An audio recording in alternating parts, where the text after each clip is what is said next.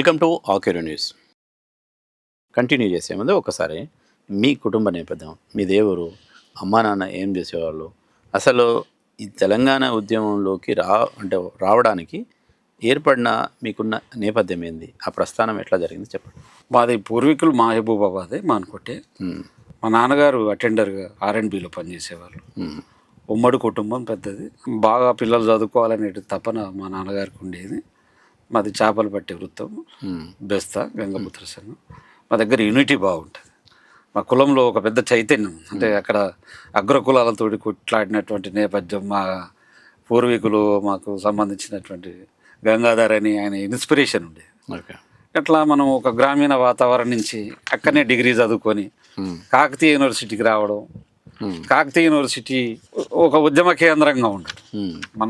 మా ఆలోచనలో ఒక ఆర్గనైజేషన్ తోటి అటాచ్ కావడం. ఆ రోజు 89లో నేను రిజర్వేషన్ మూమెంట్ వచ్చింది. 89-90 రిజర్వేషన్లో యాంటీ రిజర్వేషన్, ప్రో రిజర్వేషన్ పెద్ద దేశవ్యాప్తంగా ఆందోళన జరుగుతాను. మొత్తం విపరీతంగా రిజర్వేషన్లు, ప్రో రిజర్వేషన్ కమిటీ కన్వీనర్గా చేశాను. మేము ఇద్దరం అన్నదమ్ములు, ఇద్దరం అక్క చెల్లెలు. మా బ్రదర్ చాలా కాలం టీఆర్ఎస్లో ప్రెసిడెంట్గా చేసి, కౌన్సిలర్గా చేసి, ఇప్పుడు టీఆర్ఎస్లో ఉంటాడు. తెలంగాణ వాదం వచ్చినప్పుడు ఇది ఒక చారిత్రక అవకాశం వచ్చింది అని చెప్పేసి నేను ఎప్పుడైతే 2005లో మంచిర్యాల ట్రాన్స్ అయ్యాను. మంచిర్యాల నుంచి చెప్పను 2 రోజులు పోయే చేతి ఉండేది. 2009 ఘటన దాగానే మా దగ్గర రాజకీయ పార్టీలన్నీ నేను జేఏసీ కన్వీనర్గా ఉండమని కోరడం. ఈ చారిత్రక అవకాశం వచ్చింది. తెలంగాణ సాయుధ పోరాటం గురించి నేను నా పరిశోధన అంశం. మీ PhD సాయుధ పోరాటమా? పాలిటిక్స్ ఆఫ్ తెలంగాణ దాని మీద చేశాను. A backwardness case study of Telangana. అయితే ఈ తెలంగాణ సంబంధించినటువంటి వివిధ రకాలైన గ్రంథాలను అధ్యయనం చేయడం వల్ల ఒక్కొక్క సామాజిక కోణం, తెలంగాణ ఉద్యమంలో, మలదశ ఉద్యమంలో క్రియాశీలకంగా పనిచేయాలనేటువంటి ఒకరోజు బాగా తాత్వికంగా ఆలోచించాను. పనిచేస్తే మనకు ఉద్యోగం వదులుకొని అప్పుడు మరి కుటుంబ సభ్యులు, మీ వైఫ్ కానీ, మీ ఫాదరు, మదరు ఉద్యోగం మొదలు పెడితే ఎట్లా బిడ్డ? అప్పుడు నాన్నగారు చనిపోయి ఉన్నారు అప్పటికి. అదే మాకు కొంత ఆస్తులు ఉన్నాయి, మాకు వ్యవసాయ భూములు ఉన్నాయి కాబట్టి మనకు ఆర్థికంగా చితికిపోయే కుటుంబం ఏమో కాకుండా కొంత కిరాయిలు అవన్నీ కూడా వస్తాయి కాబట్టి మనం నిలదొక్కుకోవచ్చు అనేటువంటిది. అప్పుడు ఇక PhD కూడా చాలా లేట్గా చేసాం మనం. 2011లో నెలలో అవార్డు కావడం, politics of backwardness study of Telangana అంశం మీద. జయశంకర్ గారు అప్పుడు నా బాగా Venkatanarayana guide Dinesh Kumar, professor Dinesh Kumar. MPhil కూడా నేను కాకతీయ యూనివర్సిటీలో చేశాను. MA, LLB, MPhil, PhD కూడా అంతే. అంటే ఇట్లా ఒక సామాజిక కోణంలో తెలంగాణ కోసం కొట్లాడాలనేటువంటి ఆ ఆలోచనతోటి ముందడుగు వేయడం జరిగింది. తెలంగాణ ఉద్యమకారుడిగా, తెలంగాణ జేఏసీ నాయకుడిగా మొత్తం మీ మీద ఎన్ని కేసులు ఉన్నాయి? 2009 డిసెంబర్ ప్రకటన తర్వాత జరిగిన కేసులు మొత్తం దాదాపు ఒక 68 కేసులు దాకా పెట్టారు. ఒక 14 రైల్వే కేసులు పెట్టారు. జగన్ సంబంధించిన ఘటనల్లో ఒకటి 307 పెట్టిండ్రు, ఆర్మ్స్ యాక్ట్ పెట్టి. అది తర్వాత CBCIDకి అప్పగించారు. తర్వాత రాష్ట్ర ప్రభుత్వం క్లోజ్ చేసిన కేసులు. మొత్తం ఇప్పుడు ఎన్ని కేసులు? అన్ని కొట్టుకుపోయినాయి, దరిదాపుగా అన్ని పోయినాయి. పాస్పోర్ట్ అప్పుడు రైల్వే కేసులు కూడా అన్ని చాలా దరిదాపుగా అన్ని కొట్టుకుపోయినాయి.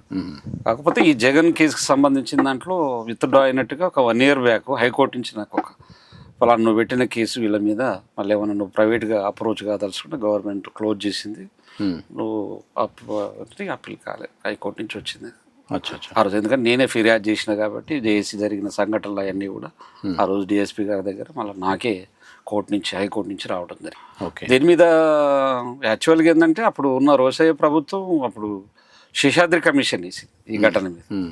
శేషాద్రి కమిషన్ ఒక RDO అధ్యక్షుని ఏర్పాటు చేస్తే RDO ఆఫీసులో పోయి అందరం, అన్ని అఖిలపక్ష పార్టీలు పోయి జరిగిన అన్యాయము, ఏకపక్షంగా జరిగిన కాల్పుల ఘటనలో గాయపడ్డటువంటి వాళ్ళు, ఉద్యమకారుల మీద పాశవికంగా ఎట్లా దాడి చేసిండ్రో, డెమోక్రటిక్ వాతావరణంలో కాకుండా వాళ్ళు ఆయుధాలతో ఎట్లా చేసిరని చెప్పేసి మేము సాక్షులతో కూడా వాంగ్మూలాలు ఇచ్చారు, నమోదు చేసారు అప్పుడు. తర్వాత రాజకీయాలన్నీ అటు ఇటు అయ్యి దాన్ని CBCI క్లోజ్ చేసడం జరిగింది. మానుకోట ఘటనలో ఎంతమంది గాయపడ్డారు? 13 మంది అయితే ప్రత్యక్షంగా గాయపడ్డారు. అంటే తూటాలతో గాయపడ్డవాళ్ళు? తూటాలు. ఇక రాళ్ళ దెబ్బలలో కొద్దిమంది TRS కార్యకర్తలు కూడా, శ్యామని జమ్మికుంట అతను కూడా గాయపడ్డాడు. 2 విలేకరు మిత్రులు కూడా, ఫోటోగ్రాఫర్ గాయపడ్డారు. వీళ్ళకు అయితే తూటాలు జరిగి దరిదాపుగా పౌల్ రాజు, ముదాకర్ బాగా ప్రాబ్లం. ఇంటర్మీడియట్ చదువుతున్నటువంటి దిడ్డి వెంకటేష్ కూడా తొడకు తూట పడ్డది. ఇప్పుడు ఎట్లా ఉన్నారు వాళ్ళ పరిస్థితి ఏంది? వాళ్ళకి అప్పుడు 5 లక్షలు ఇచ్చారు, చేతులు దులుపుకున్నది టీఆర్ఎస్ గవర్నమెంట్. ఉమ్. ఇక వాళ్ళు పాపం చదువుకొని ఉన్న వాళ్ళు నిరుద్యోగులుగానే ఉన్నారు వాళ్ళంతా ఇప్పుడు కూడా ఇప్పటికి కూడా. ఒకళ్ళు మెకానిక్ చేస్తారు, ఇమామ్ అని చెప్పేసి, ఈ పిల్లలు బీఈడీలు చేసి ఎంఏ చేసి కూడా ఖాళీగానే ఉన్నారు. అనేక సందర్భాల్లో కూడా టీఆర్ఎస్ అధికారంలో ఉన్నప్పుడు మా దగ్గర ఎమ్మెల్యే ద్వారా కూడా మేము రిప్రజెంటేషన్ చేసి, అరే కనీసం వాళ్ళకి ఉద్యోగాలన్నీ ఇప్పినాయండి, ఇన్ని లక్షల ఉద్యోగాలు అవన్నీ కూడా సంక్షేమ పథకాలు చేస్తున్నారంటే ఏదో మొత్తానికి అయితే చేతులు దులుపుకున్నాం. అప్పుడు చాలా సందర్భాల్లో హరీష్ రావు, ఈటల రాజేందర్ వాళ్ళంతా వాళ్ళ దృష్టికి తీసుకుపోయినాం. మేము జేఏసీ పరంగా కూడా తీసుకుపోయినా కూడా స్పందించిన సందర్భాలు లేవు. వాళ్ళు అట్లనే ఉన్నారు పాపం. ఒక దాదాపు 68-70 కేసులు మీ మీద అయినాయి. తెలంగాణ ఉద్యమం వల్ల కెరీర్కి సంబంధించింది కానీ అనేక రకాల మీలాగానే చాలామంది ఇబ్బంది పడ్డారు.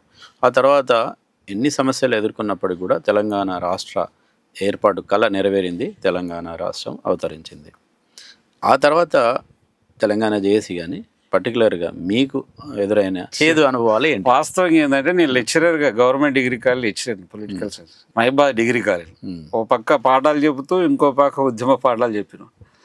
ఎందుకంటే కాకతీయ యూనివర్సిటీలో చదువుకోవటం, మహిబాద్లో కొంత చైతన్యవంతమైనటువంటి తెలంగాణ సాయుధ పోరాటపు అక్కడ చైతన్యపు అస్తిత్వ జాడలు ఉంటాయి కాబట్టి కొంత అధ్యయనం, కొంత ఈ సమాజంలో తెలంగాణ. అప్పుడు నేను లెక్చరర్గా జాయిన్ అయిన మరుక్షణమే 92లో, మేము 94లోనే ఎమ్మటే ఒక అవగాహన వేదిక పెట్టి దాంట్లో ఒక 200 మంది ఉపాధ్యాయులను, మేధావులను ఇట్లా సభ్యులుగా చేసి దాని తెలంగాణ ఉద్యమం బీజాలను, భావజాల వ్యాప్తికి మా అవగాహన వేదిక. అప్పుడు దాని తరపున మేము గాంధీ పార్కులో పెద్ద, అప్పుడు చంద్రబాబు నాయుడుకు తెలంగాణ అంశం అన్నామంటే వీడు నక్సలైట్ అని గుర్తింపేసి, తెలంగాణ గురించి మాట్లాడాలంటే ఎంతో ఒక ధైర్యం కావాలి. ఎందుకంటే తెలంగాణ గురించి మాట్లాడితే వీడు వేర్పాటువాది అని చెప్పి నక్సలైట్ నానా రగల ముందు ఇంకెక్కడ తెలంగాణ, మళ్ళీ ఇంతమందిని చంపుతారా తెలంగాణ, మళ్ళీ ఎక్కలేని తెలంగాణ అని, భూస్థాపితమైన తెలంగాణ, అంతరించిపోయిన తెలంగాణ మళ్ళీ ఎందుకు తీస్తారా అని నేను 96లో అడుగులు వేసినప్పటి నుంచి. ఎందుకంటే మాకు జనార్దన్ రావు సార్ ఇన్స్పిరేషన్ బాగుంది, వెంకటనారాయణ వీళ్ళందరూ కూడా పాపం ప్రొఫెసర్లను అర్ధరాత్రి కూడా ఊళ్ళల్లో దిప్పేది. ఉద్యమ నేపథ్యానికంటే ముందు తెలంగాణ రాష్ట్రం అవతరించింది. ఆ తర్వాత మీరు ఎదుర్కొన్న చేదు అనుభవాలు ఏంది? లేదంటే ప్రజల నుంచి ఒక మీరు మనం నిజంగానే ఇంత కష్టపడి ఆవిర్భావం తర్వాత అరే నిజమే ప్రజలు ఇట్లా ఇది అనుభవిస్తున్నారు, ప్రజలు చాలా హ్యాపీగా ఉన్నారు అని అనిపించిన సందర్భాలు ఉన్నాయా? ఒకటి ఏంటంటే ఉద్యమ కాలంలో ఇచ్చిన హామీలను తెలంగాణ రాష్ట్రం తర్వాత పట్టించుకున్న పాపను పోలే. అవి భ్రమలంటమా వాస్తవాలంటమా, నిధులు నియామకాలు అనేటువంటిది ఇట్లా మనం చెప్పుకుంటూ పోయినాం మనం.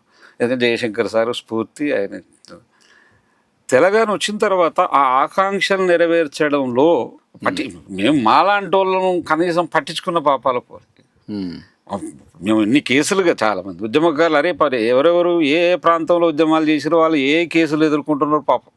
మేమంటే ఇంతో ఆర్థికంగా ఉన్న వాళ్ళు కేసులకు దానికో ఇంతో జేబులకే పెట్టుబడి పెట్టినాం ఎవరిని కూడా మేము. కానీ పాపం రెక్కాడితేనే డొక్కాడని కుటుంబాల నుంచి వచ్చి ఉద్యమాలలో పాల్గొన్నటువంటి వాళ్ళను కనీసం గుర్తించి వాళ్ళ కేసులకు సంబంధించిన పరిష్కారాలు చేసే ప్రయత్నం మాత్రం నిస్సుమంత కూడా చేయలేదు. రైల్వే కేసులు అయితే మరీ దరిద్రం, ఘోరమైనటువంటి, అది ఎంత ఘోరం అంటే అంత ఘోరం. మీరు ఎప్పుడైనా అనవసరంగా ఈ తెలంగాణ ఉద్యమం కోసం ఇంత కష్టపడ్డా అని అనిపించిన సందర్భాలు? అనుకోలేదు. ఎందుకు అనుకోలేదంటే మనకు తెలంగాణ రావాలనే ఆకాంక్షే బలంగా ఉండే. తెలంగాణ రావాలి, రాజకీయ ఆకాంక్షలు కూడా నెరవేరాలనేటువంటి ప్రయోజనాలు కలిగిన వ్యక్తులు, సమూహాలు, రాజకీయ పార్టీల పరదాలతో వచ్చిన వాళ్ళు ఉన్నారు, లబ్ధి పొందిన మనం అనుకోలేదు. ఎందుకంటే ఈ సమాజం పట్ల ఒక సామాజిక శాస్త్రాలను అధ్యయనం చేసినటువంటి పరిశోధకుడుగా, ఆలోచన కలిగినటువంటి వ్యక్తిగా, నాకంటే నేనేదో కోల్పోయినా అని చాలామంది మా ప్రాంతంలో అంటారు. అరే నువ్వు ఏమాత్రం నీకు అవకాశం దొరకలేదు, నీకు ఎందుకు అవకాశం కల్పించలేదు, నువ్వు ఎమ్మెల్యే కానుండే, ఎమ్మెల్సీ కానుండే, మొన్న వచ్చిన ఆయన గాయన అయిండు గీన అయిండు అని అంటారు.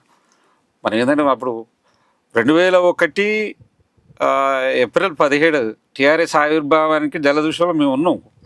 జనార్దన్ రావు సార్ మేము అంతా ఒక టీమ్ ఆఫ్, ఎప్పుడైతే అంతకుముందు పోరాటంలో ఉన్నాం, టీఆర్ఎస్ ఆవిర్భావంలో ఉన్నాం. తెలంగాణ రాష్ట్రం అవతరించిన తర్వాత ఎప్పుడైనా అవి అనవసరంగా ఇంత బిటర్ ఎక్స్పీరియన్సెస్, అయ్యో ఇంత దారుణంగా ఉన్నది మా పరిస్థితి, మీదే కాదు మీ ఒక్కరిది అనేది కాదు, తెలంగాణ ఉద్యమకారులది కానీ ప్రజలది కానీ, నిజంగా బాగా బాధ అనిపించి అనవసరంగా ఎందుకు ఇంత ఉద్యమం చేసినామా అని మీకు మీరు అనుకున్న సందర్భం ఉన్నదా అంటున్నాను?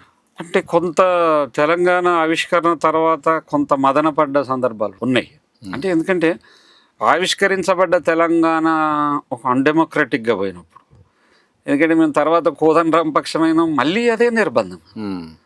అరే అమ్మ ఇదేం తెలంగాణ, ఇది అప్పుడు మనం ఊహించుకున్న తెలంగాణ ఏంది, హైలీ డెమోక్రటిక్గా ఉంటుంది, కాన్స్టిట్యూషన్ వాల్యూస్ కనబడతాయి, సోషల్ జస్టిస్ కనబడుతుంది.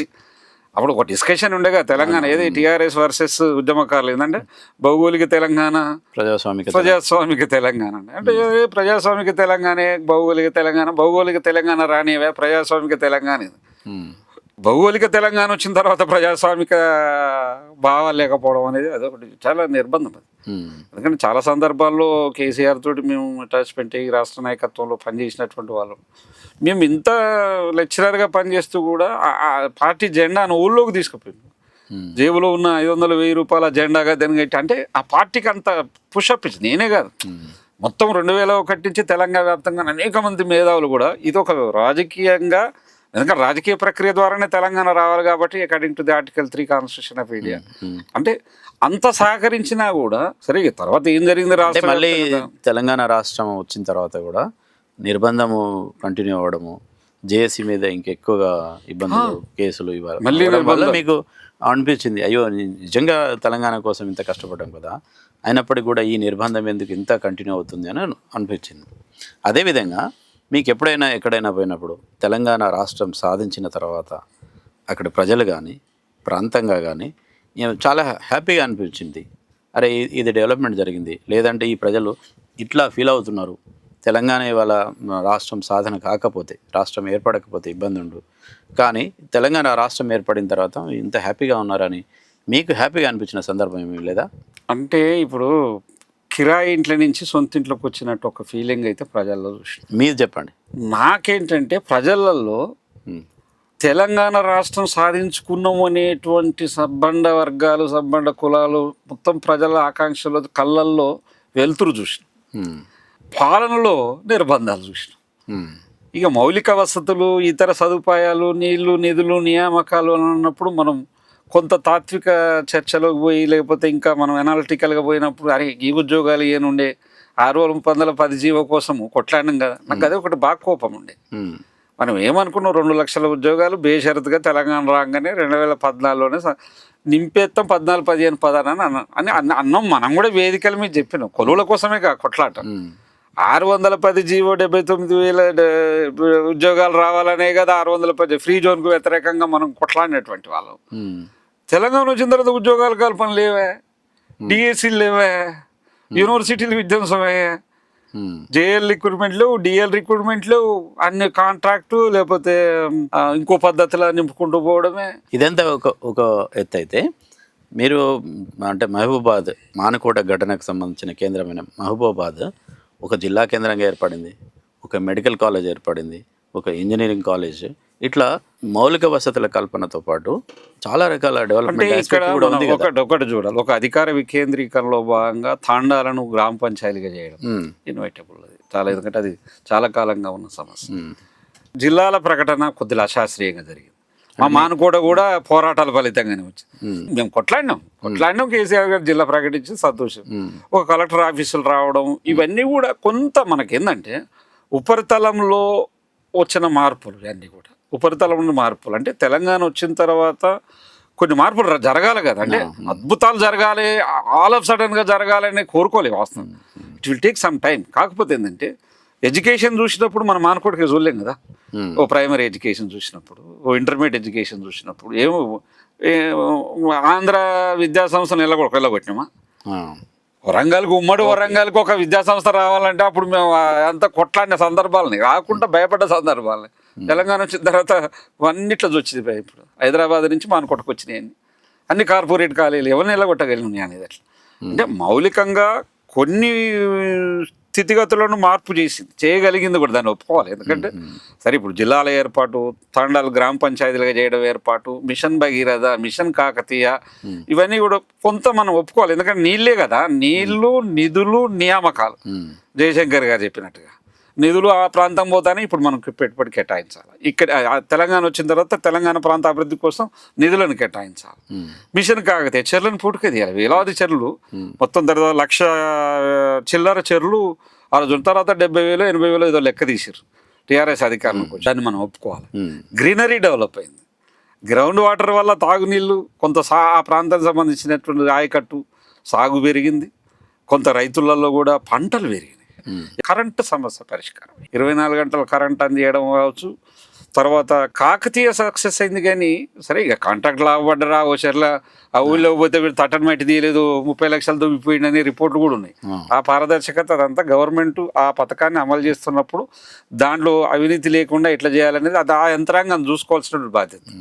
మిషన్ భగీరథ కాడికి వచ్చినప్పుడు ఇది అన్నెసెసరీ ఎక్స్పెండిచర్. మేము ఆ రోజు విద్యావంతుల వేదికలలో చర్చ జరిగినప్పుడు చెప్పిన, ఎందుకంటే స్వతంత్రం వచ్చి ఎన్నో సంవత్సరాల నుంచి కూడా అనేక నిధులు తాగునీళ్ళ మీద పెడతా ఉన్నది.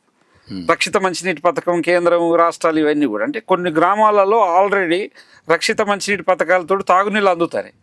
ఆ గ్రామానికి కూడా తొవ్వి పైపులు వేసి పడేసారు. అది అంటే కొన్ని వేల కోట్ల రూపాయలు నిరుపయోగం. ఇటువంటి మైనస్లు టీఆర్ఎస్ పార్టీ తన విధాన రూపకల్పనలో చేయడం వల్ల అంటే తెలంగాణ ఒక పాక్షికంగా ఒకరోజు చూస్తే గీరంగా కనబడతాడు. అంటే వాళ్ళ అభివృద్ధి విషయంలో వాళ్ళు చెప్పుకోవచ్చు కాక. ఇప్పుడు మనం విద్యావంతులకు ఏం చెప్పుకుంటాం, మా మానుకోట వచ్చిన తర్వాత తెలంగాణ ముందు ఎట్లుందో మానుకోటకి ఇప్పుడు గట్లే ఉంది. కాకపోతే జిల్లా హెడ్ క్వార్టర్ అయింది, జిల్లా కలెక్టర్ కార్యాలయాలు ఉన్నాయి, జనాభా పెరిగింది. కాకపోతే ఏంటంటే పోడు భూముల సమస్య అట్లనే ఉంది, ఇంకా విద్యాపరమైనటువంటి సమస్యలు ఎట్లే ఉండేది. ఇప్పుడు అదే స్కూళ్ళు గవే కథ. కొన్ని ప్రాంతాలు అభివృద్ధి చేసుకున్నారు, గజ్వేల్ కావచ్చు, సిరిసిల్ల కావచ్చు, సిద్దిపేట కావచ్చు. ఈ విమర్శకు సమాధానం చెప్పాలి. మా మానుకోట ఏం పాపం చేసింది మరి? గిరిజన ప్రాంతమా? గిరిజన ప్రాంతం నిర్లక్ష్యమా? ఇవ్వాలి కదా. ఎక్కడైతే వెనకబాటుతనం ఉందో, ఎక్కడైతే ఇప్పుడు మహబూబ్ నగర్ ఉంది, నల్గొండ ఉంది, నల్గొండలో తాగునీళ్ళు లేకనే మొత్తం పట్టిపోయినటువంటి కాళ్ళతోటి ఫ్లోరోసిస్ వ్యాధితో చనిపోతున్నారు. మన నివేదికలు ఇచ్చినాం. ఇప్పుడు మహబూబ్ నగర్ వలసపోతున్న పాలమూరు జిల్లా అన్నాం. మా మానుకోట అత్యధికంగా గిరిజనులు నివసిస్తున్నారు.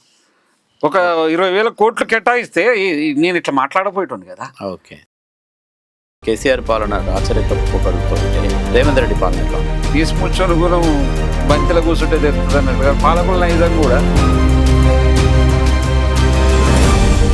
1200 మంది బలిదానాలతో తెలంగాణ రాష్ట్రం ఏర్పడింది. ఈ 1200 మందికి ప్రభుత్వ చేయూతలు వచ్చింది. దాని మీద ఒక శ్వేత ప్రకటన రాలేదు.